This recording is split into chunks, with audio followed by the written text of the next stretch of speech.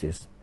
Mamlakatimizda mualliflarning huquqlarini himoya qilish uchun 2007-yilda mualliflik huquqlari va turdosh huquqlari to'g'risidagi qonun qabul qilingan. Ana shu qonunda batafsil yozilgan mualliflik obyektlariga nimalar kiradi. Biza bugungi ko'rsatuvda asosan ijodkorlar haqida gaplashyapmiz, lekin mualliflik huquqi bu juda keng qamrovli tushuncha. Masalan, injenerlar, olimlar va o'zini sohasida ilm-fanga yangilik yaratgan shaxslar hammasi bu o'zini mahsulotiga nisbatan muallif bo'lib hisoblanadi. Endi fuqarolik kodeksida ham juda ko'p tushunchalar yozilgan. Mualliflik huquqini ayrimlarini davlat ro'yxatidan o'tkazish, patent olish shart bo'lgan joylari bor va davlat ro'yxatidan o'tkazish shart bo'lmagan joylari bor.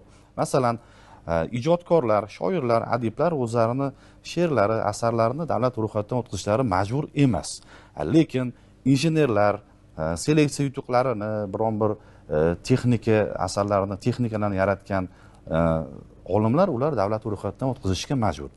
Endi ma'muriy va jinoiy javobgarlik jinoyat kodekslarida sodir qilingan huquqbuzarlikning og'ir yengilligiga qarab ularga javobgarlik choralari ko'rsatib o'tilgan.